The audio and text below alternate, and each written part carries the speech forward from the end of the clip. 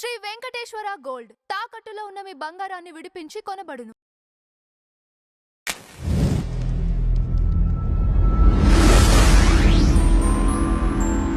నమస్కారం లలిత్ కుమార్ గారు. నమస్కారం అండి.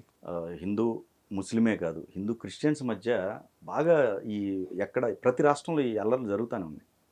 అసలు ఆంధ్రప్రదేశ్లో ఏం జరుగుతుందండి? గతంలో 5 సంవత్సరాలతో చూసుకున్నా ఇప్పుడు కూడా ఈ రావణ అరెస్టు దాకా కూడా ఈ మత కలహాలు అనేవి ఇంకా పెరుగుతూనే ఉన్నాయి. ఎక్కడ తప్పు జరుగుతుంది? ఇక్కడ లోపం చాలా స్పష్టంగా ఉందండి. మతాల మధ్య ఏదైనా ఒక డిస్టర్బెన్స్ కలుగుతుంది అంటే దానికి ప్రధానంగా 2 మతాలకు కారణం: క్రైస్తవ్యం, ఇస్లాం. ఎందుకంటే ఈ దేశంలో అనేక మతాలు ఉన్నాయి.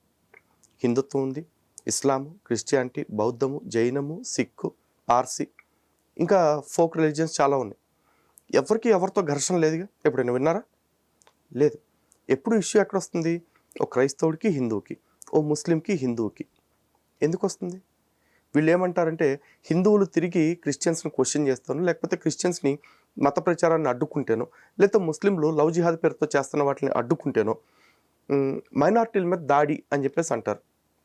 ఈ దేశంలో సిక్కుల కంటే మైనార్టీల వీళ్ళు, బౌద్ధులు, జైనులు, పార్సీల కంటే మైనార్టీలు అండి? లేదే. కానీ ఈరోజు భారతదేశంలో ఒక జైన వ్యక్తి హోంమంత్రిగా ఉన్నాడు, ఒక పార్సీ వ్యక్తి మినిస్టర్గా ఉన్నాడు, ఎంతోమంది పార్సీ వ్యాపారస్తులు ఉన్నారు. ఈరోజు భారతదేశంలో కల్లా అత్యంత సంపన్నుల్లో అదాని ఒకడు. అదాని హిందువా? జైన మతస్థులేగా. మైనార్టీలు వ్యాపారం చేసుకుంటే ఎదుగుతుంటే ఎవడైనా అడ్డం పడ్డాడా? లేదు. మైనార్టీలు మరో రకంగా అభివృద్ధి చెందుతాము అంటే ఎవరైనా అడ్డం పడుతున్నారా? లేదుగా. కానీ వీళ్ళు మైనార్టీ అనే కార్డు వాడుకుని అస్తమానం హిందుత్వం మీద దుష్ప్రచారం చేస్తున్నారు. ఈ రోజున సింపుల్గా చెప్తా అండి, ఆర్టికల్ 25 మత స్వాతంత్రపు లేదా మత స్వేచ్ఛ ఆర్టికల్ అని చెప్పేసి చెప్తారు. అంటే మీకు నచ్చిన మతాన్ని ప్రాక్టీస్ చేయొచ్చు, ప్రొఫెస్ చేసుకోవచ్చు, ప్రీచ్ చేయొచ్చు. అవునా? అంటే మీకు నచ్చిన మతాన్ని మీరు పాటించవచ్చు, ప్రకటించుకోవచ్చు, దాన్ని ప్రచారం కూడా చేసుకోవచ్చు. ఈ స్వేచ్ఛని మేము వాడుకుంటున్నాం అంటారు. అంటే క్రైస్తవులు, ముస్లింలు. మరి అదే మత స్వేచ్ఛ ఒక హిందూగా నాకు లేదా? నాకు నచ్చిన మతాన్ని నేను స్వీకరించవచ్చుగా. కానీ అస్తమాను నా దగ్గరికి వచ్చేసి నువ్వు చేసే విగ్రహారాధన తప్పు, నువ్వు చేసే బహుదేవతారాధన తప్పు, లేకపోతే నీ ఆచార వ్యవహారాలు తప్పు అని నన్ను విమర్శిస్తూ ఉంటారు. నాకు బాధ ఇదా? నాకు నచ్చిన మతాన్ని పాటించే స్వేచ్ఛ రాజ్యాంగం నాకు కూడా ఇచ్చింది కదా. కానీ నా స్వేచ్ఛని ఈ 2 మతాలు గౌరవించట్లా. ఒకడేమో నా ఇంటికి వచ్చి నా దేవీ దేవతలను తిడుతూ నా వాళ్ళని మత మార్పిడి చేయాలని చూస్తాడు. ఇంకోడు లవ్ జిహాద్ పేరుతో నా ఇంటికి వచ్చి మా ఇంటి ఆడబిడ్డల్ని ప్రేమ పేరుతో ఎత్తుకుపోతా ఉన్నాడు. పెళ్లి చేసుకుని మతం మారుస్తాడు, లేదా మతం మార్చి పెళ్లి చేసుకుంటున్నాడు. వీటిల్ని ఎంతకాలం చూస్తూ కూర్చుంటాం? 1 రోజు, 2 రోజులు, 10 రోజులు ఏదో ఒక చోట ఎదురు తిరగమా? ఎదురు తిరిగి మా వాళ్ళని మేము రక్షించుకోవాలని చూస్తుంటే వీళ్ళు అంటారు మైనార్టీల మీద దాడులు అంటారు. ఈ దేశంలో ఎంతోమంది మైనార్టీలు ప్రశాంతంగా ఉన్నారు, మిగతా అన్ని మతాలకు సంబంధించిన వాళ్ళు. కానీ 15+% ఉన్న ముస్లిమ్స్ను 5%+ అఫీషియల్గా మాత్రమే, అన్అఫీషియల్గా క్రిస్టియానిటీ ఇంకెక్కువ ఉంటుంది. అలాంటి మైనార్టీలు అంటే ది మోస్ట్ డామినెంట్ మైనార్టీస్, వాళ్ళు మాత్రం మాకు రక్షణ లేదు అంటారు. సరే, భారతదేశంలో ముస్లింలకు రక్షణ లేదు, కాసేపు అలా అనుకుందాం. ఏ ముస్లిం ప్రశాంతంగా ఉన్నాడండి? ఇరాక్లో ప్రశాంతంగా ఉన్నాడా? సిరియాలో ప్రశాంతంగా ఉన్నాడా? ఆఫ్ఘనిస్తాన్లో ఉన్నాడా? పాకిస్తాన్లో ఉన్నాడా? బంగ్లాదేశ్లో ఉన్నాడా? మరి అక్కడ ఎవరు చంపుతున్నారు? అక్కడ హిందువులు ఉన్నారా? వాళ్ళు అక్కడ కొట్టుకు చావట్లేదా? సో భారతదేశంలో ఏదైతే మతాల మధ్య విద్వేషం పెరుగుతుందో దానికి హిందువులు 1% కాదు కదా, 0.1% కూడా మేము కారణం కాదు.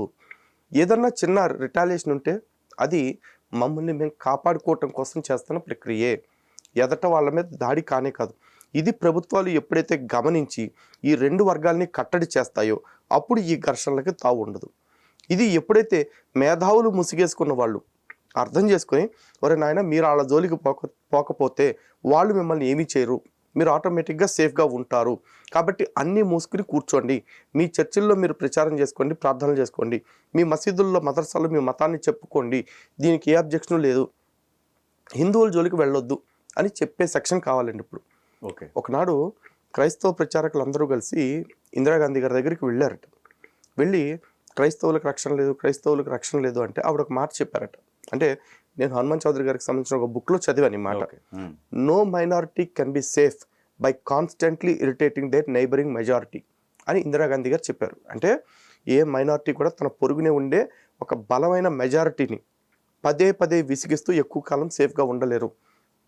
కాబట్టి వాళ్ళని విసిగించడం మానేయండి, స్వేచ్ఛ రక్షణ రెండు ఆటోమేటిక్గా మీకు దొరుకుతాయన్నారు. ఓకే. ఇదే మాట ఇప్పుడు నేను చెప్తాను. అంటే ఇక్కడ రావణ్ విషయంలో మీరు సరే తను మాట్లాడుతూ ఉన్నాడు, ఎందుకు అంత గ్యాప్ ఇచ్చారు? మరి 1 year 2 years నుంచో జరుగుతూ ఉంది ఈ ఘర్షణ అనేది. అప్పట్లోనే ముందే అడ్డుపడి ఉంటే ఇంత దాకా వచ్చేది కాదుగా. హిందూ సంఘాలు అందరూ ఎందుకు కట్టడి చేయలేకపోయారు? ఇది ఫస్ట్ ఆఫ్ ఆల్ హిందూ సంఘాలు ఎక్కువ రావణ్ మీద ఫోకస్ చేయాలి. కారణం ఏంటంటే రావణ్ ఏదో పొలిటికల్గా మాట్లాడుకుంటున్నాడు, బీజేపీకి వ్యతిరేకంగా లేకపోతే ఇంకో పార్టీకి వ్యతిరేకంగా మాట్లాడుకుంటున్నాడు అని మాత్రమే అనుకున్నాం. కానీ తను ఒక వెస్టెడ్ ఇంట్రెస్ట్లతోటి హిందుత్వం మీద దాడి చేయటాన్ని ఒక అజెండాగా పెట్టుకున్నాడు అని ఎక్స్పోజ్ అవడానికి కాస్త టైం పట్టింది. అంటే తను హిందుత్వం పేరుతో దాడి చేయకుండా ఒక రాజకీయ పార్టీ పేరుతో హిందుత్వం మీద దాడి చేస్తున్నాడు. కానీ ఇంతకాలం చాలామంది ఏమనుకున్నారంటే హిందుత్వం పేరుతో ఒక పార్టీ మీద దాడి చేస్తున్నాడు అనుకున్నారు. కాదు, ఒక పార్టీ మీద దాడి చేయడానికి హిందుత్వాన్ని అడ్డం పెట్టుకుంటున్నాడు. ఓకే, ఇది అర్థం చేసుకోవడానికి కాస్త టైం పట్టింది. కానీ ఇప్పుడు కూడా చూడండి, అతను హిందుత్వాన్ని దూషించినందుకు, వ్యక్తుల్ని దూషించినందుకు పెట్టిన కేసులన్నీ కూడా ఒక 100, 102 ఏదో పెట్టారంటున్నారు. అవన్నీ కూడా చట్ట ప్రకారం తను తేల్చుకోవచ్చు, ఫైట్ చేసుకోవచ్చు. అండ్ ఎస్, విమర్శ కాడికి వచ్చేప్పటికీ ఈ దేశంలో ఎవరి మీదైనా విమర్శ చేసుకోవచ్చు, సాహిత్యకంగా సభ్యతగా చేసుకోవాలి. కానీ రావణ్ మాట్లాడిన విమర్శల్లో ఎక్కడైనా సరే సభ్యత కనపడిందా మీకు? మొన్న వేదిక మీద మాట్లాడితే నాది ప్రశ్న నేను ప్రశ్నిస్తాను, ప్రశ్న చచ్చిపోదు అంటున్నాడు. ఏం ప్రశ్నలు అడిగాడు చెప్పండి? తన ప్రశ్న వల్ల ప్రభుత్వ పాలసీలు ఎక్కడైనా మార్పు వచ్చిందా? తన ప్రశ్న వల్ల ఏదైనా పేద ప్రజలకు లేదా మధ్యతరగతి ప్రజలకు లేదా మైనారిటీలకు ఏదైనా మార్పు వచ్చిందా? తను అడిగిన ప్రశ్నలు ఎంతవరకు ఏంటి? పవన్ కళ్యాణ్, దీని గురించి నీ నోట్లో ఏం పెట్టుకున్నావు, నోట్లో ఎవరిది పెట్టుకున్నావు, నీ కంట్లో ఏం పెట్టుకున్నావు? ఇదే ప్రశ్న మోడీ గారిని అడిగినా లేకపోతే ఇంకోళ్ళని అడిగినా. అంటే ఇప్పుడు ఆ ప్రశ్నకు సమాధానం అంటే ఏం చెప్పాలి? వాళ్ళు వచ్చి లేదు రావణ్ గారు, మీరు అడిగారు కాబట్టి చెప్తున్నా, నా నోట్లో ఎవరిది పెట్టుకోలేదండి, లేకపోతే పలానా పెట్టుకున్నానని నేను చెప్పాలా? అలాంటి దిక్మాల ప్రశ్న అడిగినప్పుడు మరి చెప్పెట్టే కొడతారండి. నువ్వు పాలసీని క్వశ్చన్ చేయి, ఆ పాలసీ మారటానికి నువ్వేం చేయగలవో సజెస్ట్ చేయి. ఇది ప్రజాస్వామ్యంలో నీకు ఇచ్చిన హక్కు. నీ ఇష్టారీతన వ్యక్తిత్వ హననం చేస్తాను, వ్యక్తిగత దోషణలు చేస్తాను. ఈ మొండమోపి పవన్ కళ్యాణ్ గారి గురించి, పవన్ కళ్యాణ్ గారి పెళ్ళిళ్ళ గురించి వీడియోలు చేశాడు. ఇవాళ ఆడు ఫోన్ పగలు తీస్తే 10 మందికి పైగా ఆడపిల్లల జీవితాలు పాడు చేశాడని చెప్పేసి న్యూస్ వస్తూ ఉంది. అది వీళ్ళు ఏఐ జనరేటెడ్ అని ప్రకాష్ రాజ్ గారు వీళ్ళందరూ చెప్తా ఉన్నారు. ఏఐ జనరేట్ చేయాలి అనుకుంటే అలా మూతులు చీకిందే కాదండి, ఇంకా వేరే చీకుతున్నట్టు కూడా చేసుకోవచ్చు. అంత సింపుల్గా ఏదో ఒక అమ్మాయితో లిప్ లాక్ పెట్టుకుంటున్నట్టు అవే జనరేట్ చేయాల్సిన అవసరం లేదు. ఓకే, ఇంకా చాలా చండాలంగా చేయొచ్చు ఏఐ చేయాలి అనుకుంటే. ఓకే, సో పవన్ కళ్యాణ్ గారు భార్యల గురించి మాట్లాడాడు, వివాహాల గురించి మాట్లాడాడు. కళ్యాణ్ గారు మొదటి భార్యకి విడాకులు ఇవ్వడానికి తనకి రీజన్స్ ఉండుండొచ్చు, వ్యక్తిగత కారణాలు ఏవైనా ఉండొచ్చు. కానీ విడిచిపెట్టేసిన తర్వాత మొదటి భార్యకి అన్యాయం అయితే చేయలేదు, ఆవిడకి చేయాల్సింది చేశారు. ఇద్దరు విడాకులు చట్టపరంగా తీసుకున్నారు. రెండోసారి కూడా చట్టపరంగానే విడాకులు తీసుకున్నారు. ఇది చట్టపరంగానే వెసులుబాటు ఏదైతే ఉందో దాని ప్రకారమే చేసుకున్నారు. అంటే చట్ట ప్రకారం విడాకులు తీసుకునేటప్పుడు వాళ్ళకి ఇవ్వాల్సిన ఆలిమోనీ కావచ్చు, లేకపోతే సొసైటీ పరంగా చేయాల్సినవి కావచ్చు, అన్ని ఫార్మాలిటీ జరిగినాయిగా. కానీ ఇక్కడ వీడు చేసిన ఈ 10 మంది ఆడపిల్లలకు సంబంధించింది ఏదైతే ఉందో అదంతా అఫీషియల్గా జరిగింది. ఏమన్నా ఆడపిల్లల్ని బ్లాక్మెయిల్ చేయటం, ఆడపిల్లల వీడియోస్ని సీక్రెట్గా తీసుకోవటం, ఏమాత్రం నైతికత లేని ఈ వ్యక్తి పవన్ కళ్యాణ్ గారి వ్యక్తిత్వాన్ని హననం చేయాలని చూస్తాడు. నరేంద్ర మోడీ గారు భార్యను విడిచిపెట్టేశారు అంటూ వీడియోలు చేస్తాడు. నీకేం వ్యక్తిత్వం ఉందని ఇంకోళ్ళ వ్యక్తిత్వాల గురించి, ఇంకోళ్ళ వ్యక్తిగత జీవితాల గురించి మాట్లాడటానికి ఏం చేయమంటారు? అలాంటివని చెప్పండి. ఇప్పుడు ఒక్కడిని వదిలేస్తే 100 మంది రెచ్చిపోతారు. మరి ఒకరిని కంట్రోల్ చేయాలిగా. ఆ వ్యక్తి సిస్టమేటిక్గా క్వశ్చన్ చేస్తుంటే ఈ పరిస్థితి ఉండేది కాదు కదా. ఎవడు వ్యక్తిగత జీవితంలో ఏం చేసుకుంటే నీకెందుకు? వాళ్ళు దేశానికి ఏమైనా ద్రోహం చేశారా? రాష్ట్రానికి ఏమైనా ద్రోహం చేశారా? లేకపోతే రాజకీయాన్ని అడ్డం పెట్టుకుని సమాజంలో ఏమైనా చేయకూడని పనులు చేశారా? అండ్ ఇంకోటి, డబ్బులు కూడా ఇక్కడ తన అకౌంట్స్ సీజ్ చేయటం కానీ ఇవన్నీ జరుగుతున్నాయి. అంటే ఇతనికి వచ్చే డబ్బులు బయట నుంచి, దేశాల నుంచి వస్తున్నాయా లేకపోతే ఏంటి అది? సో అది ఇంకా విచారణలో తేలాలి. అధికారులు బయట పెట్టాల్సిందండి దానికి సంబంధించిన విషయాలన్నింటినీ కూడా. లేకపోతే వీళ్ళల్లో వాళ్ళు ఎవరైనా ఇస్తున్నారా? లేకపోతే మేబీ ఎవరైనా ఇచ్చిండొచ్చు. ఓకే, ఒకప్పుడు విదేశాల నుంచి ఫండ్స్ వచ్చేవండి కొంతమందికి. ఓకే, కానీ ఇప్పుడు ఏం చేస్తున్నారు? హవాలా మార్గంలో భారతదేశంలోకి డబ్బులు తెప్పించేసి ఇక్కడే డిస్ట్రిబ్యూట్ చేస్తూ ఉన్నారు. డీప్ స్టేట్ అయితే క్యాష్ రూపంలో కావచ్చు. ఓకే, ఇప్పుడు ఆన్లైన్ ట్రాన్సాక్షన్స్లో కొన్నిసార్లు స్టేట్మెంట్స్లో రిఫ్లెక్ట్ అవ్వకపోవచ్చండి. కారణం ఎందుకంటే నేరాలు చేసేవాడు ఎప్పుడు కూడా ఫస్ట్ ఆలోచించుకునేది ఏంటి, ఈ నేరంలో నేను బయటపడకుండా ఉండటానికి సాక్ష్యాధారాలు లేకుండా ఏమేం చేయొచ్చు, ఇదే చూస్తాడుగా. Right. ఇప్పుడు ఒక సిస్టమేటిక్గా రాజ్యం మీద కుట్ర చేస్తూ ఉన్నారు, అంటే ప్రభుత్వాల పైన కుట్రలు చేసేవాళ్ళు వాళ్ళకి తెలుసు కదా ఏదో ఒక రోజున నిఘా వ్యవస్థల ఆధారంతో బయటపడిపోతామని. ఫస్ట్ ఆలోచించేది ఏంటి, మేము నేరాలు మా నేరం బయటపడకుండా మేము ఎన్ని రకాల ప్రణాళికలు చేసుకోవచ్చు అయ్యే చూస్తారు. No. ఈ రోజున ఒకవేళ రావణ్ స్టేట్మెంట్ నిజంగా క్లీన్గా ఉన్నా కూడా వి కెనాట్ ట్రస్ట్. ఎందుకంటే స్టేట్మెంట్లో లేనంత మాత్రం జరగనట్టు కాదు, స్టేట్మెంట్లో లేనట్టు అంతే. ఎందుకంటే నేరస్తులు కూడా ముదిరిపోయారు కదా. సో ఇక డబ్బుల పరంగా చూసుకుంటే మేబీ అతనికి ఎన్ని సోర్సెస్లో ఉండొచ్చు. ఒకటి, డీప్ స్టేట్ లాంటి వ్యవస్థలు ఏమైనా సపోర్ట్ చేసినాయా ఎంక్వైరీ చేయాలి. లేదు ప్రతిపక్ష పార్టీలుగా చెప్పుకునే వైకాపా కానీ కాంగ్రెస్ పార్టీ కానీ కమ్యూనిస్టులు కానీ వీళ్ళు ఏమన్నా ఫండ్ చేస్తున్నారా, వాళ్ళకి ఎక్కడి నుంచి వస్తుందని సెకండరీ. అదే ముందు వాళ్ళ నుంచి ఇతనికి ఏమన్నా వస్తుందా ఇది ఎంక్వైరీ చేయాలి. మూడోది, ఇతను నేర సామ్రాజ్యాన్ని చూడాలి. ఇతను ఇంతమంది ఆడపిల్లలతో మిస్బిహేవ్ చేశాడు, ఈ రోజున ఏఐ అని సింపుల్గా తేల్చేస్తున్నాడు. ఏమో కర్మగల నిజమైతే అది ఆ 10 మంది చెప్తుంది. ఇప్పుడు ఇట్లాంటి వాళ్ళు చెప్తున్నది ఏంటంటే స్టేట్మెంట్లో అది AI వాళ్ళు అలాగే చెప్తారు. కారణం ఏంటంటే రేపు ప్రకాష్ రాజుకి సంబంధించిన వీడియోస్ కూడా బయటపడవచ్చు. ఆడియో ఒకటి వాడేమన్నా శుద్ధ పోసా, ప్రకాష్ రాజు కూడా ఏ ఆడపిల్లలతో ఏం చేశాడు ఓకే తెలియదు కదా. అవి బయటపడ్డాయి అనుకోండి, మనం కూడా ఇలా తప్పించుకోవడానికి ముందే గ్రౌండ్ ప్రిపేర్ చేసుకోవాలి అని చెప్పి మనం స్టార్ట్ చేశారేమో, ఇది ఏఐ అని చెప్పేసి. ఓకే ఏమో అసలు ప్రకాష్ రాజు రావణ కలిపి ఏమన్నా అమ్మాయిలతో తిరిగారేమో ఎవరికి తెలుసు, మనకు తెలియదు కదా. వాళ్ళిద్దరు కలిపి ఏమన్నా వీడియోలు తీసుకునే కూడా ఉన్నాయేమో. రేపు అది బయటపడితే మనకి ఎక్కడ చుట్టుకుంటుందని ముందర కళ్ళకి బంధం అంటారు కదా, అంటున్నాడేమో అని నా డౌట్. అవ్వచ్చు అవ్వకపోవచ్చు. ఆడియో ఒకటి వచ్చిందండి చూసాను, వాళ్ళకి సంబంధించిన విన్నాను. ఆయన ఏమంటున్నారంటే అదే నాకు తెలుగుకి సంబంధించింది రాక అది పెట్టుకున్నానని చెప్పేసి ఆయన స్టేట్మెంట్ ఇవ్వడం. అదే అండి, తెలుగుకి సంబంధించింది రాక అనుకున్నప్పుడు రావణ్ ఒకడేగా చాలా మంది ఉంటారు కదా. కానీ రావణ్ ప్రకాష్ రాజు కపుల్ ఆఫ్ టైమ్స్ మీట్ అవటం, లేకపోతే ఒకే ఐడియాలజీలో ఉండటం, ఇవన్నీ చూస్తున్నాం. ఒకే ఐడియాలజీ అంటే ఏంటి, బీజేపీ మీద టీడీపీ మీద లేకపోతే కూటమి ప్రభుత్వం మీద జనసేన మీద పవన్ కళ్యాణ్ గారి మీద వ్యక్తిగతంగా దాడి చేయటం ఒకటే ఎజెండానా, లేకపోతే రావణ్ వీడియోలు లాంటివి ఏమన్నా అతని దగ్గర కూడా ఉండి ఇద్దరు కలిపి అమ్మాయిలను కూడా స్వాప్ చేసుకోవటం షేర్ చేసుకోవటం ఇట్లాంటి వాటిలో కూడా ఐడియాలజీ ఉందా? ఇది తెలియాలి అంటే ఈ నిఘా వ్యవస్థలు ప్రకాష్ రాజు లాంటి వాడిని కూడా అరెస్ట్ చేసి ఒక 2-3 రోజులు కస్టడీకి తీసుకుని సమగ్రంగా తమదైన శైలిలో విచారణ చేస్తే తప్ప వాస్తవాలు బయటకు రావు. అంటే లలిత్ గారు ఇక్కడ ప్రధానంగా ఇప్పుడు మీకు ఒక పాస్టర్ కనుక హిందుత్వానికి సంబంధించిన కౌంటర్ వేస్తే మీకు అర్థమైపోయింది. అవును.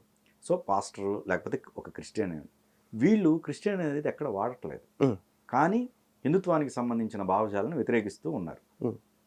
సో ఇట్లాంటి వాటి వచ్చినప్పుడు వీళ్ళు మరి అంటే న్యూట్రల్ అనుకోవచ్చా, లేకపోతే ఎలా వీళ్ళని చూడవచ్చు?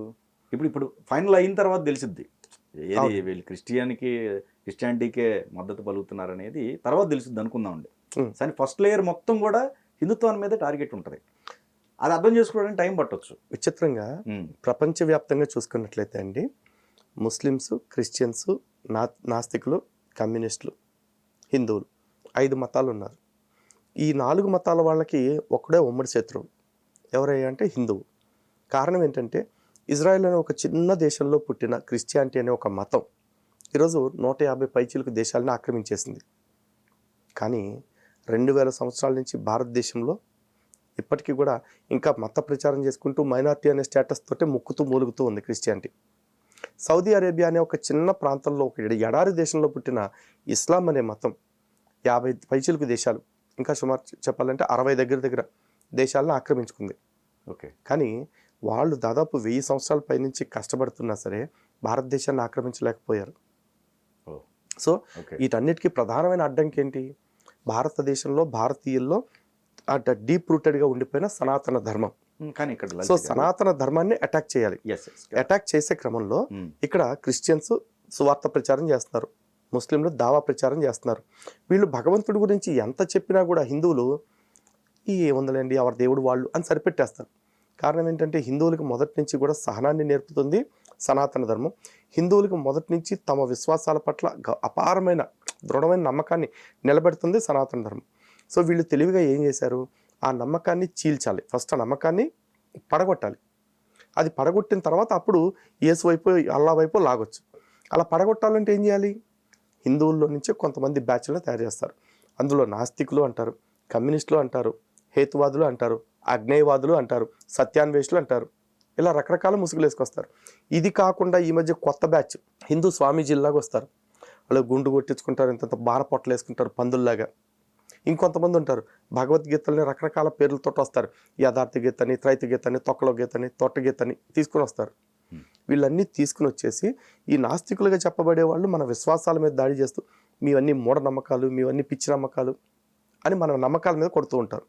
ఇంకొకళ్ళ మంది ఆస్తికుల్ని దగ్గరికి తీసుకుంటారు. తీసుకొచ్చి మీరు దేవుణ్ణి కాదు నమ్మాల్సింది, నాలాంటి పెద్ద గురువుల్ని నమ్మాలి, లేకపోతే నాలాంటి గాడిద గుడ్డు గురువుల్ని నమ్మాలి అని దేవుడి మీద నుంచి దృష్టిని గురువుల మీదకి మళ్లించుకుంటారు. ఈ క్రమంలో చాలామంది మీరు గమనిస్తే రీసెంట్ డేస్లో ధ్యానం అనే ఒక పిచ్చి జనాలకి ఎక్కువైంది. ఆ యోగం, ఈ యోగం, ఆ ధ్యానం, ఈ ధ్యానం అంటూ ధ్యాన కేంద్రాలు చాలా వస్తున్నాయి. మీరు ఏ ధ్యాన కేంద్రానికి వెళ్ళండి, వాడి ఫస్ట్ ఫోకస్ని వాడి మీదకి పెట్టించుకుంటాడు, గురువు మీదకి. రెండో ఫోకస్ని పూజ మీద కాకుండా ధ్యానం మీదకి మళ్ళిస్తాడు. అలా మళ్ళించి హిందువుల్ని ఫస్ట్ డైవర్ట్ చేస్తాడు. నిత్యం వాళ్ళు ఆచారకాండ, కర్మకాండ ఏదైతే ఉందో వాటి నుంచి పక్కకు లాగేస్తాడు.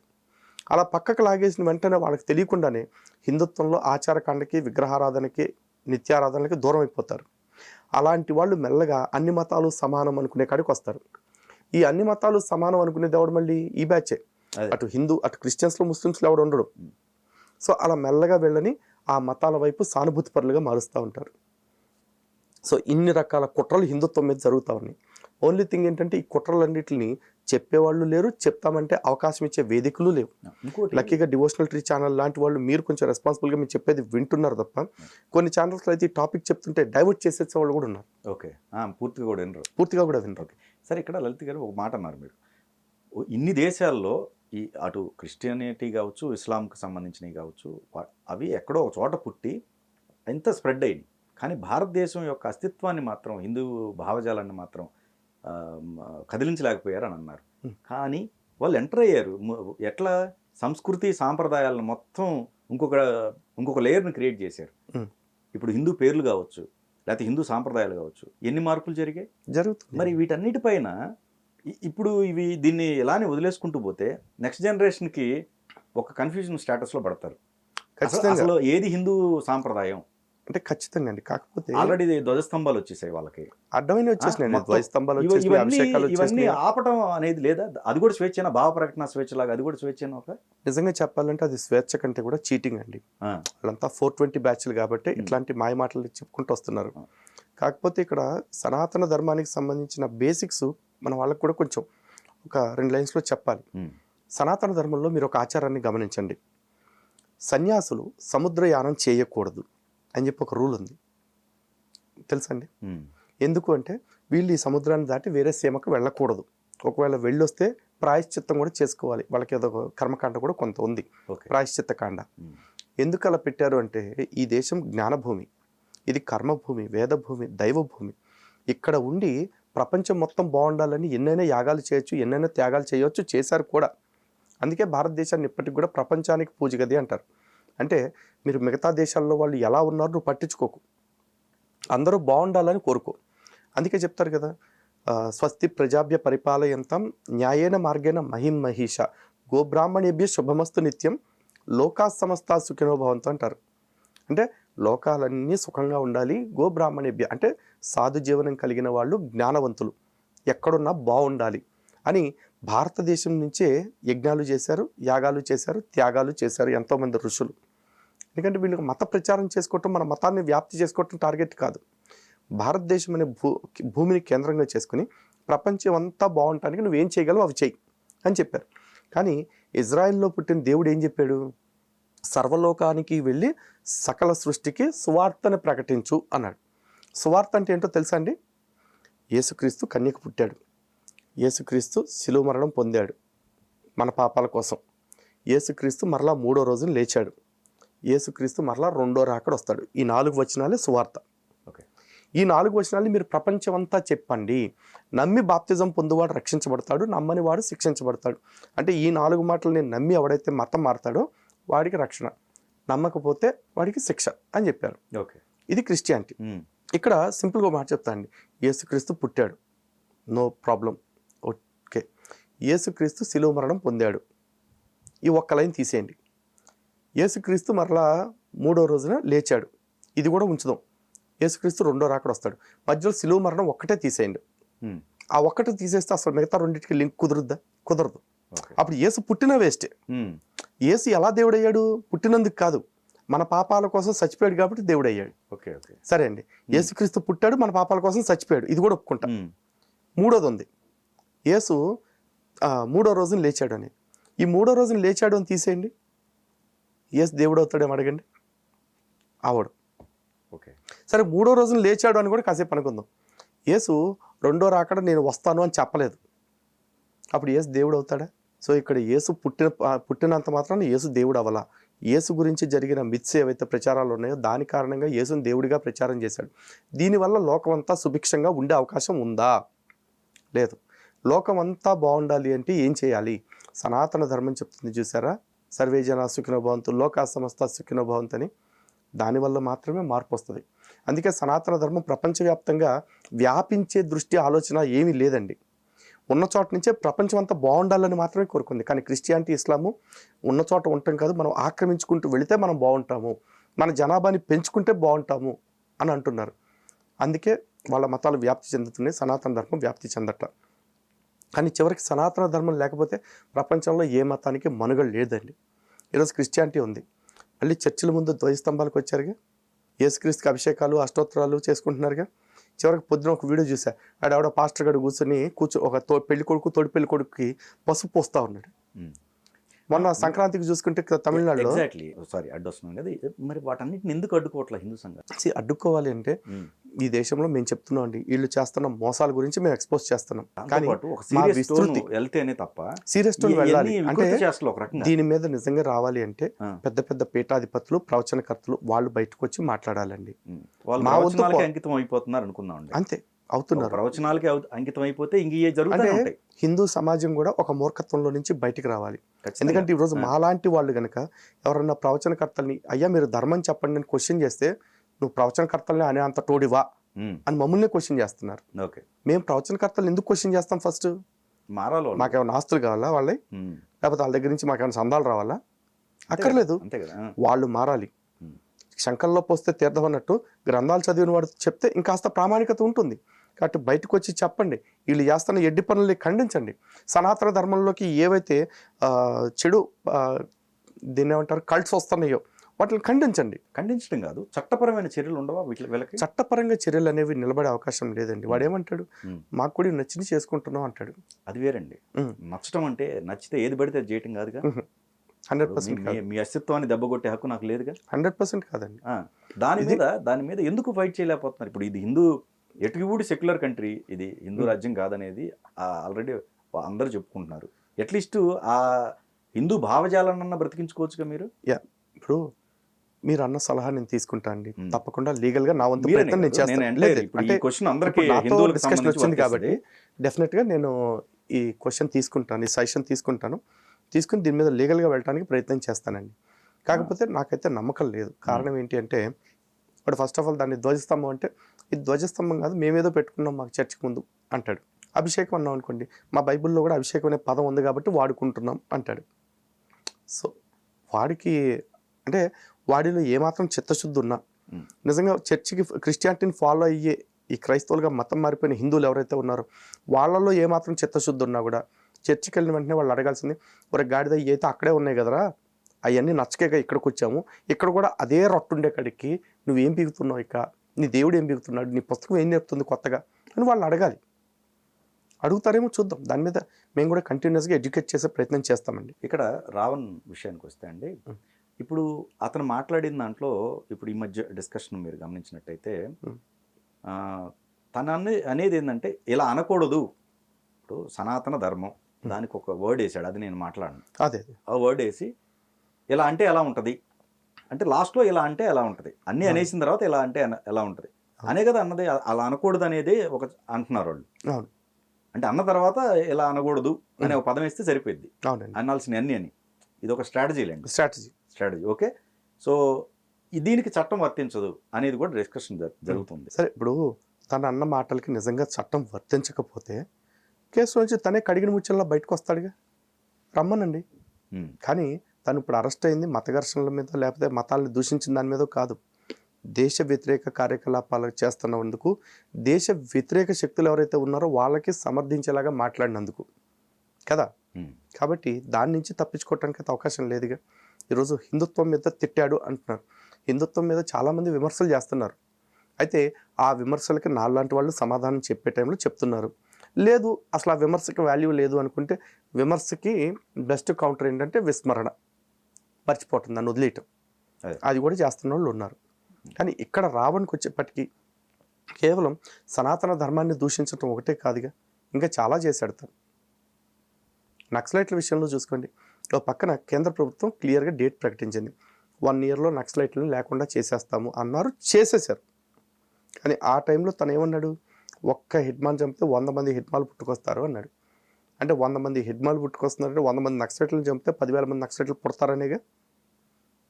అంటే ప్రత్యక్షంగా సెంట్రల్ గవర్నమెంట్ ఏదైతే ప్రకటించిందో దాని మీద కౌంటర్ వార్ ప్రకటించడమే కాదు, మరి దాని రాజద్రోహం కింద పరిగణించరా అండి? ఈరోజు మీరు ఒక రూల్ పెట్టారు మీ ఆఫీస్లో, మన ఆఫీస్లో ఇక నుంచి ఎవరు కూడా చెప్పకుండా వస్తువులు తీయటానికి వీలు లేదు అని చెప్పేసి, ఎవడో ఒక ఎంప్లాయీ వచ్చేసి నువ్వు తీయొద్దంటే నేను తీయకుండా ఉండాలా, నేను తీస్తాను అన్నాడు అనుకోండి, దాన్ని మీరు ఎట్లా ధిక్కరణగా భావిస్తారా లేదా? ఎగ్జాక్ట్లీ. మరి కేంద్ర ప్రభుత్వాన్ని అంత నేరుగా సవాల్ చేస్తే ఎవడు ఊరుకుంటాడు? అండ్ పైగా భారతదేశంలో ఎవడు గన్ను పట్టాలి అనే దానికి నిర్దిష్టమైన రూల్స్ ఉన్నాయి.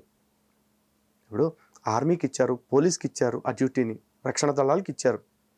వాళ్ళు కాకుండా ఎవడు పడితాడు, రెబిలియన్ గ్రూప్స్ ఎవడు పడతాడు గన్స్ పట్టుకుని తిరగటానికి లేదు. వీళ్ళు అడవుల్లో గన్ను పట్టుకుని తిరగటం కాకుండా ప్యారలల్ గవర్నమెంట్ నడిపించారు కొన్నాళ్ళు. మరి ఆ వ్యవస్థని ఎలా ఒప్పుకుంటామా? వీళ్ళంటి వాళ్ళు అనొచ్చు, వ్యవస్థల్లో కొంతమంది దొంగలు ఉంటే అలాంటి దొంగల్ని కంట్రోల్ చేయడానికి వాళ్ళు పుట్టుకొచ్చారు అని చెప్పేసి. అరే వ్యవస్థలో లోపం ఉంటే ఆ వ్యవస్థని మార్చడానికే డెమోక్రసీలో ఓటు హక్కు ఇచ్చింది. మీరు కూడా రండి, ప్రజల్ని కన్విన్స్ చేయండి, బుల్లెట్ను వదిలేసి బ్యాలెట్లోకి రండి, మేము నిజాయితీ గల పాలన ఇస్తామని చెప్పి కన్విన్స్ చేయండి, ఓటు తెచ్చుకోండి.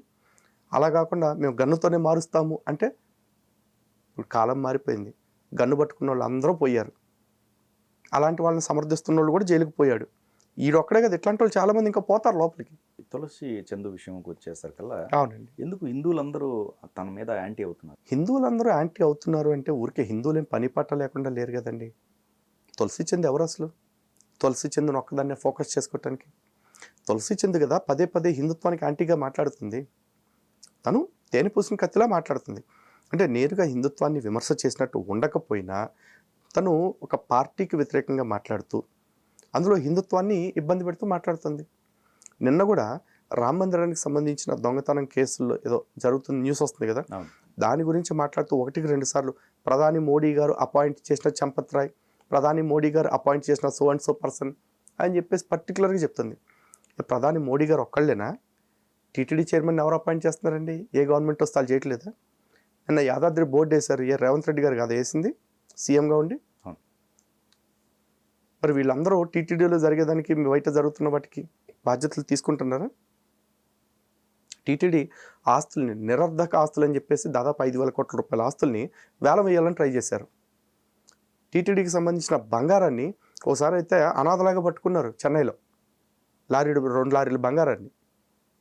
సార్ తర్వాత అవి ఎక్కడికి చేరాయి ఏంటి సెకండరీ. అదే అలాగే టీటీడీకి సంబంధించిన అనేక నగలు లేదా ఆ నగల్ని కరిగించినప్పుడు వాటిలో వచ్చే విలువైన రత్నాలు, స్టోన్స్ ఇవన్నీ కూడా పక్కదారి పెట్టాయని ఎన్నో న్యూస్లు వచ్చినాయి. మరి అప్పుడు జగన్మోహన్ రెడ్డిని అరెస్ట్ చేశారా, చంద్రబాబు నాయుడుని అరెస్ట్ చేశారా? పోనీ ఇప్పుడు అయోధ్య రామ మందిరం విషయంలో కేసు జరుగుతుంది. కేసు ఎవరు ఫైల్ చేశారు? యోగి ఆదిత్యనాథ్ గారు గవర్నమెంట్ కదా. సిట్ ఎవరు అపాయింట్ చేశారు? యోగి గారు కదా. అవేవి చెప్పకుండా ఇది జరిగితే మీడియా మాట్లాడట్లా, ఇది జరిగితే మీడియా మాట్లాడట్లా అంటూ వీడియో చేసింది. అంటే నీకేం కావాలి? న్యాయం కాదు, మీడియాలో హడావిడి చేయాలి, రామ మందిరం డబ్బులు ఇట్లా గొల్లైపోయినాయి అని ప్రచారం చేయాలి. ఒప్పుకుంటా, జరగాలి. 1000 కోట్లు కాదు, 100 కోట్లు కాదు, 1 కోటి రూపాయలు అయినా సరే, 1 రూపాయి అయినా సరే దేవుడి సొమ్ము దోచుకుంటే తప్పే. మరి తెలుగు 2 రాష్ట్రాల్లో సుమారు 4,25,000 ఎకరాల భూములు ఉండాల్సిన ఆంధ్రప్రదేశ్లో 87,000 ఎకరాల దేవాలయాల భూములు అన్యాక్రాంతం అయిపోయాయి. ఇది నా మాట కాదు, దేవాదాయ శాఖ మాట. అలాగే 97,000 ఎకరాలు ఉండాల్సిన తెలంగాణలో 25,000 ఎకరాల భూములు అన్యాక్రాంతం అయిపోయాయి. మరి వీటి గురించి తులసి చంద్ని ఫైట్ చేయమని చెప్పండి. ఎప్పుడైనా చేసిందా? లేదు. పోనీ అట్లీస్ట్ హిందుత్వం విషయంలో అన్యాయం జరిగితే హిందూ దేవాలయాల విషయంలో ప్రశ్నించడానికి లేదా ఇష్యూ బయట పెట్టడానికి లేదా దాని మీద విచారణ వేయటానికి ప్రభుత్వాలకి అవకాశం ఉంది. కారణం ఏంటంటే దేవాదాయ శాఖ కావచ్చు, లేకపోతే అధికారులను నియమించడం ద్వారా కావచ్చు, ఏదో జరుగుతుంది. మరి ఇదే దేశంలో ఇస్లాం వల్ల, క్రిస్టియానిటీ వల్ల ఎవరైతే కోట్ల విదేశీ ఫండ్స్ కూడా వస్తూ ఉన్నాయో, మరి ఆ వ్యవస్థల తాలూకా ఫండ్స్ గురించి వాటి గురించి మేనేజ్ చేయడానికి ఎవరున్నారు? పైగా క్రిస్టియానిటీలో అయితే మతం మారిన ప్రతివాడు కూడా దశం భాగం ఇవ్వాలంటారు. ఈరోజు మీరు ₹1,00,000 సంపాదిస్తే 10,000 చర్చికి ఇవ్వాలి. అలాంటి దశం భాగాలు ఎన్ని వేల మంది, ఎన్ని లక్షల మంది ఇస్తున్నారు? ఆ డబ్బంతా ఏమవుతుంది? మానిటర్ చేస్తుంది గవర్నమెంట్. పాస్టర్లకి నెలకు ₹5,000 జీతాలు ఇస్తున్నప్పుడు మరి ఇవి కూడా మాట్లాడాలి కదా. మరి క్రిస్టియానిటీ మీద, ఇస్లాం మీద కనీసం ఇట్లాంటి మానిటరింగ్ వ్యవస్థ లేదుగా. తులసి చంద్ ఎప్పుడైనా ఫైట్ చేసి ఏ ఒక్క హిందుత్వానికి ఎందుకు ఈ పరిస్థితి? క్రిస్టియానిటీ ఫండ్స్, ఇస్లాం ఫండ్స్ని కూడా గవర్నమెంట్ మానిటర్ చేయాలి, పేదవాడి సొమ్ము దోపిడీకి గురి కాకుండా చూడాలి అని ఎప్పుడైనా పోరాటం చేయటం మీరు చూసారా? మరి అవి ఏవి చేయకుండా ఒక హిందూ వ్యవస్థలనే ప్రశ్నిస్తుంటే యాంటీ హిందూ అని ఏమనాలి చెప్పండి?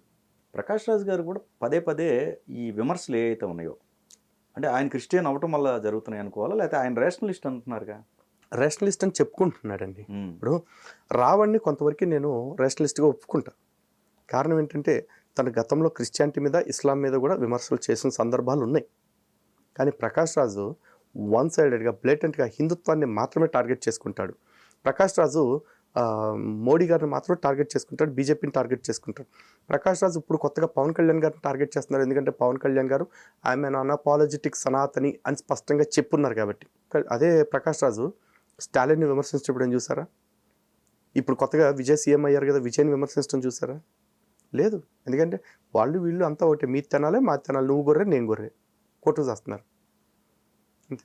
ప్రకాష్ రాజు భారతదేశంలో ఉన్న టాప్ 10 పోరంబోకుల లిస్ట్ తీస్తే 1 to 5 ర్యాంక్స్ ప్రకాష్ రాజ్కి. సెకండ్ ర్యాంక్ ఎవడో లేడు. టాప్ 10 పోరంబోకుల్లో 1 to 5 ర్యాంక్స్ ప్రకాష్ రాజ్కి.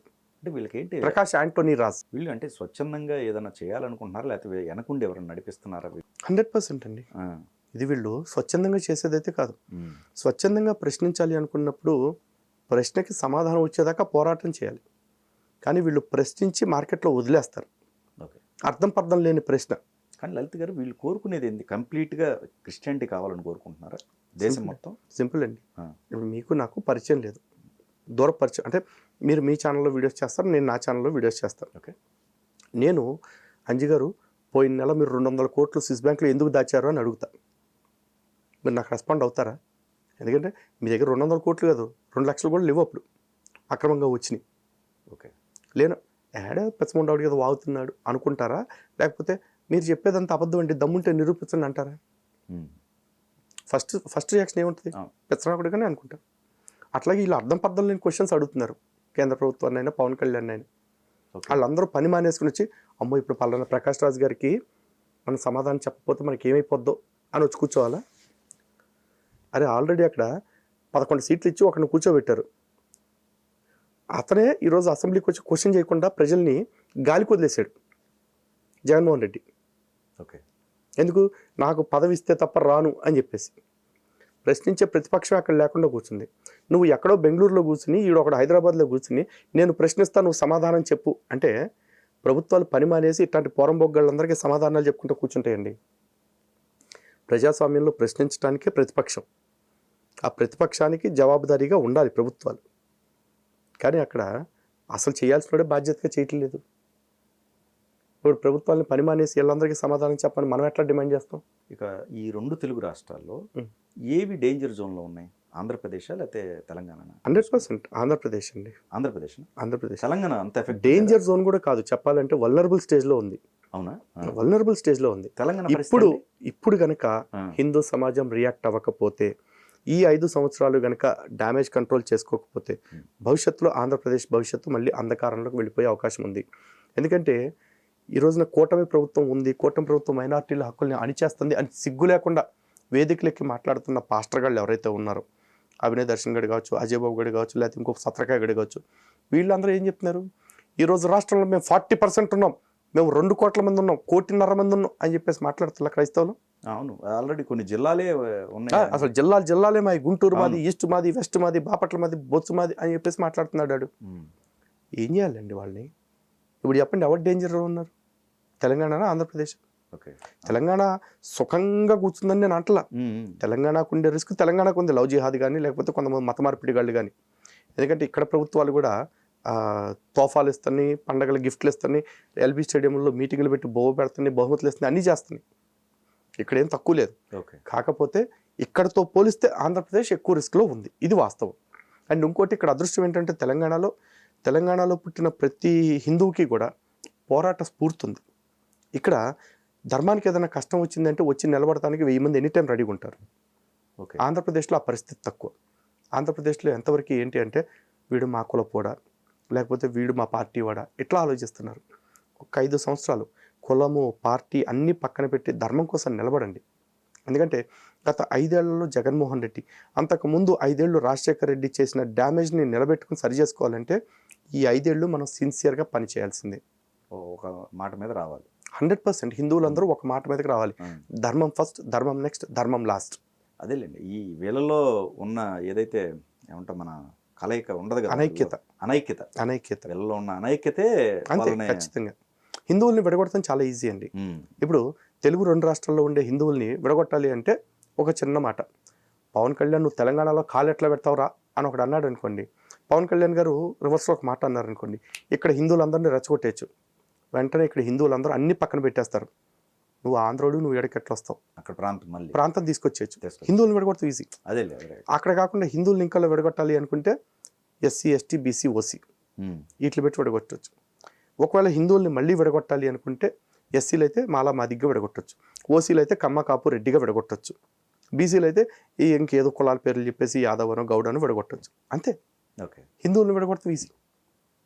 కానీ క్రిస్టియన్స్ని, ముస్లిమ్స్ని వాడికి ప్రొటెస్టెంట్ చర్చికి క్యాథలిక్ వెళ్ళడు, క్యాథలిక్ చర్చికి ప్రొటెస్టెంట్ పోడు. కానీ వాళ్ళిద్దరిని విడగొట్టి మనం బయట ఉద్యమం చేయించండి, చేపించలేకపోతున్నాం. కానీ మన విడగొట్టడం మాత్రం చాలా తేలికైపోయింది. అఫ్కోర్స్ ఇక్కడ విభేదాలు అంటే అన్ని వర్గాల మధ్య ఉంటాయండి. నీకు నాకు ప్రాంతం పరంగా విభేదం ఉందా? ఎస్, విభేదాలు ఉంటే విభేదాలు మాట్లాడుకుందాం. కానీ మధ్యలో ధర్మం అనే ఒక పాయింట్ వచ్చినప్పుడు ఈ విభేదాన్ని ఫస్ట్ పక్కన పెట్టి ఆ ధర్మాన్ని గట్టెక్కిద్దాం. ఆ తర్వాత మన విభేదాలు మనం చూసుకుందాం. నీకు నాకు కులం పంచాయతీలు ఉన్నాయా? కులం పంచాయతీలు కూడా తేల్చుకుందాం. కానీ ధర్మం వచ్చిందా? ఫస్ట్ ధర్మాన్ని క్లియర్ చేయి, ధర్మాన్ని గెలిపించు, దేశాన్ని గెలిపించు. ఆ తర్వాత కులం గురించి మనం మాట్లాడుకుందాం. ఈరోజు చాలామంది వేదిక ఎక్కిన కాడి నుంచి ప్రతోడు మాట్లాడతాడండి, భారతదేశంలో కుల మతాలకి తావు లేదు, కుల మతాల గొడవలు ఉండటానికి వీల్లేదు అంటాడు. ఇలా మాట్లాడే రాజకీయ నాయకులే కదండి ఒక్కొక్క కులానికి ఒక్కొక్క కార్పొరేషన్ పెట్టేది, ఒక్కొక్క కులానికి ఒక్కొక్క ప్యాకేజ్ ఇచ్చేది, ఒక్కొక్క కులానికి ఇగో ఈ నియోజకవర్గంలో నీ కులపోళ్ళు ఎక్కువ ఉన్నారు కాబట్టి నీకు సీట్ ఇస్తా, నీ కులపోళ్ళు ఎక్కువ ఉన్నారు కాబట్టి నీకు సీట్ ఇస్తా అని కులాల వారీగా రాజకీయాలని, ప్రజల్ని అన్నింటిని విడగొట్టేది ఎవడు? రాజకీయ నాయకుడు కదా. మళ్ళీ వీళ్ళు వచ్చేసి కుల మతాల వైషమ్యాలకు తావు లేదు అంటాడు. అరే వైషమ్యాలు వస్తానికే నువ్వు కారణం. ఎవరికి చెప్తాను సార్? సో హిందువులకే చెప్తాను, ఫస్ట్ ఏదొచ్చినా సరే ధర్మం పాయింట్ ఉన్నప్పుడు ధర్మాన్ని మాత్రమే ఫోకస్ చేసుకోండి. దాని తర్వాత మిగతా ఏమంటే మనం తర్వాత చూసుకోవచ్చు. ఇప్పుడు మీరు ఈ 2 స్టేట్లో ప్రమాదం ఈ విధంగా ఉందని అంటున్నారు కదా, సో దీనికి కార్యాచరణ ఏదో ఒకటి ఉండాలిగా హిందువులకు సంబంధించింది. ఖచ్చితంగా. అంటే ప్రతిరోజు వెళ్ళి గుడికి వెళ్ళి దేవుడు దండం పెట్టుకొని అంతవరకు ఓకే అని అనుకుంటే అంతవరకే ఉంటుంది. కానీ ఇది వేరు కదా, వీళ్ళు చేస్తున్న నెట్వర్క్ అంతా వేరు కదా. అంతే. ఈ రోజున రాజకీయాల్లో టాప్ లెవెల్లో ఉండేవాళ్ళు కొంతమందికి కులాల ఫీలింగ్ ఉండొచ్చు. సపోజ్ సీఎం ఒక క్యాస్ట్, డిప్యూటీ సీఎం ఒక క్యాస్ట్, మినిస్టర్లు ఒక క్యాస్ట్ కాబట్టి ఏదన్నా చిన్న ఇష్యూ వస్తే మీ క్యాస్టా మా క్యాస్టా అని కింద వాళ్ళు కొట్టుకుంటారు. కానీ పైన వాళ్ళు ఏమనుకుంటారు? డిప్యూటీ సీఎంను పట్టుకొని సీఎం గారి కొడుకేమో నా సొంత అన్నలేని లోటు తీర్చాడు అంటాడు, లేకపోతే సీఎం గారిని పట్టుకుని నాకు తండ్రి లాంటోడు అని డిప్యూటీ సీఎం గారు అంటారు. వీళ్ళు అంతా బాగానే కలిసిపోయారు, మంచిగానే ఉంటారు. కానీ కింద వాళ్ళ మధ్య విభేదాలు ఏవైతే చిన్న చిన్నవి ఉంటాయో వాటిని బేస్ చేసుకుని కింద హిందువులు కొట్టుకుని విడిపోతూ ఉంటారు. ఈ రోజున జగన్మోహన్ రెడ్డి ఉన్నాడు, పేరు చివర కులం పేరు పెట్టుకుని ఉన్నాడు. కానీ నిజంగా హిందుత్వాన్ని విడిచిపెట్టేసిన ఆయన కులాన్ని ఎందుకు విడిచిపెట్టట్లేదు ఒకసారి మీరు ఆలోచించండి. అట్లా ఆయనే కాదు, వేరే కులాలు కూడా చాలా మంది, దళితుల్లో కూడా వాళ్ళకి కులం అనేది ఉండకూడదు కదా, అసలు ఎవరికీ ఉండకూడదు కదా. ఒక రెడ్డికి కాదు, ఒక కమ్మకే కాదు, కాపుకే కాదు, లేదా మాల మాదిగే కావచ్చు, ఎవరైనా సరే మతం మారాడు అంటే కులాన్ని విడిచిపెట్టాల్సిందే. కారణం ఏంటి అంటే ఈ కులం అనే పదం ఏదైతే ఉందో అది సనాతన ధర్మంలో అంతర్భాగంగా కొనసాగుతూ ఉంది కాబట్టి ఈ బయట దేశాల మతాలను ఎత్తుకున్న వాడికి ఇవి వర్తించవు. ఎట్లా వర్తిస్తాయండి? ఇప్పుడు వాడు మతం మారిన వెంటనే వాడు అప్పుడు దాకా వాడి పేరు జగన్ ఉందనుకోండి, అటు వెళ్ళగానే జాన్ అని పెట్టేసుకుంటాడు. ఎందుకంటే మేము దేవుణ్ణి నమ్ముకున్నామండి అంటాడు. అది మిగతా వాళ్ళు ఏదో దెయ్యాన్ని నమ్ముకున్నట్టు. అందరూ దేవుణ్ణి నమ్ముకుంటారు, కానీ వాడి పేరు కూడా మార్చుకుంటాడు. అరే పేరు మార్చుకున్నాడువి, కులం పేరు ఎందుకు మార్చుకో? పైగా వాడిని ఏమన్నా అడిగితే, ఏమయ్యా మీ పూర్వీకులు ఎవరో మరి క్రీస్తుని నమ్మలేదు కదా, నువ్వు మాత్రమే క్రీస్తుని నమ్ముతున్నావు కదా, మరి మీ పూర్వీకుల గతి ఏంటి అంటే, వాళ్ళు నరకానికి పోతారండి, మనం ఏం చేస్తామండి, వాళ్ళు నమ్మలేదు కదా అంటాడు. అంటే పూర్వీకులు ఎట్ట చచ్చిపోయిన పర్లా నేను రక్షణ పొందితే చాలు అనుకుంటున్నాడు. కానీ పూర్వీకులు ఇచ్చిన కులం ఏదైతే ఉంటుందో అది మాత్రం కావాలి, పూర్వీకులు ఇచ్చిన ఇంటి పేరు ఏదైతే ఉంటుందో అది మాత్రం కావాలి. ఇంతకంటే నీచత్వం, ఇంతకంటే వ్యభిచారం, ఇంతకంటే వ్యభిచారాన్ని ప్రోత్సహించే మతం ఇంకోటి ఉంటుందో చెప్పండి. సో ఫస్ట్ ఇక్కడ ఏంటంటే హిందువులకి ఇప్పటికే హిందువుల్లో చాలా ఐక్యత వచ్చింది. చాలాసార్లు అన్ని విషయాలు పక్కన పెట్టి ధర్మం కోసం అడిగేయటానికి చాలామంది హిందువులు కలిసి వస్తున్నారు. ఈరోజు మా ఫాలోయర్స్ ఎవరైతే ఉంటారో వాళ్ళని మీరు చూసినట్లయితే ధర్మానికి సంబంధించిన ఇష్యూ వచ్చినప్పుడు కులాన్ని అసలు బేషరతుగా పక్కన పెట్టేస్తారు. నేను ఎన్నోసార్లు చూశాను, అసలు ఎన్నోసార్లు చూశాను. కులాన్ని పక్కన పెట్టి ఇదిగో ధర్మం విషయంలో మేము మా స్టాండు ఇదే అని చెప్తున్న ఫాలోయర్స్, నాకు 4.5 లక్షల ఫాలోయర్స్ ఉంటే ఆల్మోస్ట్ 4 లక్షల మంది ఇదే మైండ్ సెట్తో ఉన్నారు. ఐక్యత వచ్చింది వాళ్ళకి ధర్మం విషయంలో. కానీ ఈ 4 లక్షల మంది అయిపోతుందిగా, సుమారు 4.5 కోట్ల మంది ఉన్నారు ఆంధ్రప్రదేశ్లో, తెలంగాణలో 4 కోట్ల మంది ఉన్నారు. వీళ్ళందరిలో కూడా అటువంటి భావజాలం రావాలి.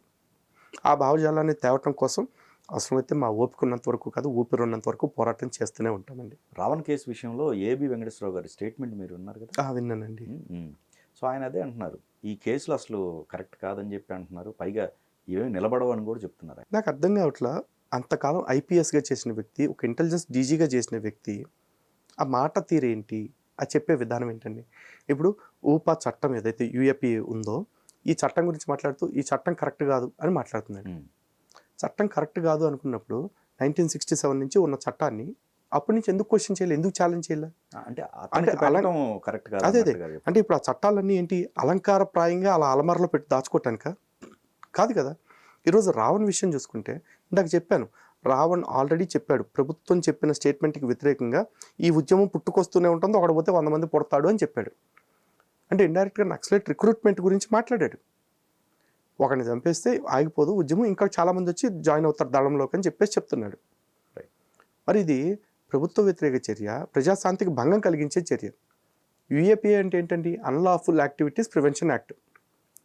అంటే చట్ట వ్యతిరేక కార్యకలాపాలని నియంత్రించడానికి. ఇతను చట్ట వ్యతిరేకమైన మాటలు మాట్లాడుతున్నాడు. ఇతన్ని నియంత్రించాలంటే ఏం చేయాలి? అరెస్ట్ చేసి లోపలేయటం కదా. ఫస్ట్ నియంత్రించాలి కదా. నియంత్రించాలంటే అతను ఏదైతే ప్లాట్ఫామ్ వాడుకుని మాట్లాడుతున్నాడో ఆ మాట్లాడకుండా చేయాలి. ఎందుకు? అవి దేశ భద్రతకి, ప్రజా భద్రతకి విఘాతం కలిగించేలా ఉన్నాయి కాబట్టి. ఒకవేళ నిజంగా రావణ్ మీద ఆ చట్టం చెల్లదు అంటే కోర్టుల్లో తీసేస్తారు. ఈ ఏబి వెంకటేశ్వరరావు కూర్చొని అక్కడ మీడియా ట్రయల్స్ చేయటం ఎందుకు? ప్రెస్ మీట్లో కూర్చుని ఏబి వెంకటేశ్వరరావు ఉన్న జడ్జా, పోనీ ఏమన్నా లా చదివిన వ్యక్తే కాదుగా, ఐపీఎస్ఏ కదా. నీ పనేంటి?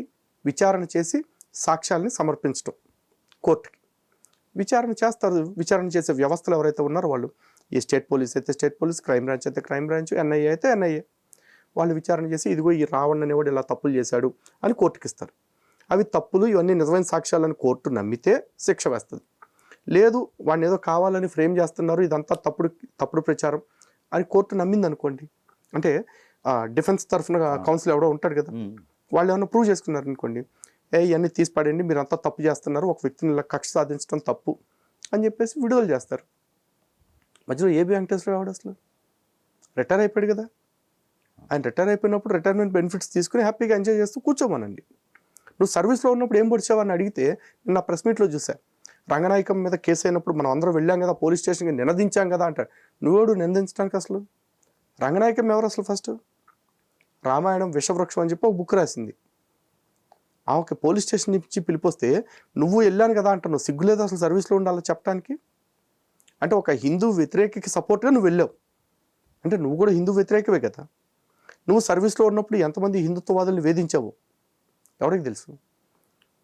ఇవాళ నీ కోరలు పీకేశారు కాబట్టి నువ్వు పక్కకి వెళ్ళిపోయావు కాబట్టి నువ్వు ఇలా మాట్లాడుతున్నావు. అదే నువ్వు సర్వీస్లో ఉండుంటే ఇప్పుడు రావణ్ కోసం సర్వీస్ని ఎంత దుర్వినియోగం చేసేవాడివి? రావణ్ కోసం అవుట్లెట్గా వచ్చి ప్రెస్ మీట్ పెట్టినోడు సర్వీస్లో ఉండుంటే రావణ్కి మేలు చేయడా? అసలు రావణ్ని పక్కన పెట్టండి, సర్వీస్లో ఉన్నప్పుడు నిజంగా ఎంతమంది నక్సలైట్స్తో ఏం చేశాడో కుమ్మక్కైపోయి ఎవరికి తెలుసు? వాటన్నిటి మీద కూడా నిజంగా ప్రభుత్వాలు విచారణ చేయాలి అసలు అతను మాట్లాడే మాటలకి. రాజకీయ కోణంలో ఇంకో రకంగా చూడొచ్చేమో ఇది. మేబీ చూడొచ్చండి, ఖచ్చితంగా చూడొచ్చు. ఎందుకంటే ఏబి వెంకటేశ్వరరావు అనే వ్యక్తి రాజకీయాలతో లింకప్ అయిన వ్యక్తి. కారణం ఏంటి, 2019లో ప్రభుత్వం మారిన వెంటనే ఫస్ట్ ఇతని మీద చర్యలు తీసుకున్నారు. ఇతన్ని అవినీతి ఆరోపణలతోటి సస్పెండ్ కూడా చేశారు. అవును, ఇబ్బంది పడ్డారు ఆయన. అప్పుడు దాకా టీడీపీ గవర్నమెంట్ ఉంది. అవును. మరి ఒకవేళ టీడీపీ గవర్నమెంట్కి ఏమన్నా మేలు చేశాడు అన్న దృష్టితోటి తర్వాత వచ్చిన ప్రభుత్వం కక్ష సాధింపు కింద తీసేసిందేమో. మొత్తానికి ఏదో పోరాటం చేసుకున్నాడు, సుప్రీంకోర్టుకి వెళ్ళాడు, మళ్ళీ ఆయన రిటైర్మెంట్కి ముందు అవును. సర్వీస్లోకి జాయిన్ అయ్యి గౌరవప్రదమైన రిటైర్మెంట్ తీసుకుని రిటైర్మెంట్ బెనిఫిట్స్ అన్ని పొందుతున్నారు. ఆ తర్వాత బహుశా మీకోసం ఇంత కష్టపడ్డాను కదా, నాకేం చెయ్యరా అని టీడీపీ నుంచి ఆయన ఎక్స్పెక్ట్ చేసుకున్నారేమో. అది ఫుల్ఫిల్ అయ్యి ఉండకపోవచ్చు. ఓకే. బహుశా దాంతో ప్రభుత్వాన్ని ఇరకాటంలో పెట్టడానికి ఇటువంటి స్టేట్మెంట్స్ ఇస్తున్నాడు అని కూడా కొంతమంది అనుకుంటున్నారు. బట్ నేనైతే అట్లా అనుకోవట్లా. ఎందుకంటే టీడీపీ ప్రభుత్వం లేని టైంలోనే రంగనాయకం మీద కేసు అయితే నేను సపోర్ట్గా వెళ్ళాం కదా అని చెప్తున్నాడుగా. సో బేసిక్గా ఇతనిలో ఒక లెఫ్టిస్ట్ ఐడియాలజీ ఉంది, బేసిక్గా ఇతనిలో ఒక యాంటీ హిందూ ఐడియాలజీ ఉంది. ఆ ఐడియాలజీతో ఈరోజు ప్రెస్ మీట్ పెట్టాడు అని నేనైతే అనుకుంటున్నాను. రావణ్ విషయంలో మీరు ఏం కోరుకుంటున్నారు, మీ డిమాండ్స్ ఏంటి? సింపుల్ ఒకటేనండి, ఎవరిని కూడా అక్రమంగా వేధించాలి అని మేము కోరుకోవట్లా. కానీ రావణ్ 1కి 10 సార్లు మాట్లాడాడు. అరెస్ట్కి ముందు కూడా నన్ను అరెస్ట్ చేస్తారా, దమ్ముంటే చేయండి అని మాట్లాడాడు. మేబీ తన కాన్ఫిడెన్స్ ఏంటో మనకు తెలియదు. కానీ తనకున్న కాన్ఫిడెన్స్తో తను వ్యక్తులకు వ్యతిరేకంగా మాట్లాడుంటే వేరు. తను దేశానికి వ్యతిరేకంగా మాట్లాడాడు, రాజ్యానికి వ్యతిరేకంగా అంటే ప్రభుత్వానికి వ్యతిరేకంగా మాట్లాడాడు. మరి దానికి సంబంధించి తన నేరం అయితే కళ్ళ ముందు కనపడతా ఉంది. కాబట్టి చట్టం ఏం చేస్తుందో చూడాలి. ఒకవేళ నిజంగా తను ఆ నేరం చేయకపోతే కోర్టు నుంచి కడిగిన ముచ్చల్లాగా బయటకు వస్తాడు. చూద్దాం ఏం జరుగుతుంది అనేది. చట్టం తన పని తను చేసుకుంటూ వెళ్తుంది. మేమైతే రావణ్ మీద వ్యక్తిగతంగా కక్ష కట్టుకుని అయితే లేము. రావణ్కి ఏదో అయిపోవాలని మేము కోరుకోవట్లేదు. చట్టపరంగా ఏం జరగాలో జరగాలి. తను శిక్షార్హుడైతే శిక్ష పడాలి, నిర్దోషి అయితే బయటకు రావచ్చు. Thank you so much. Thank you.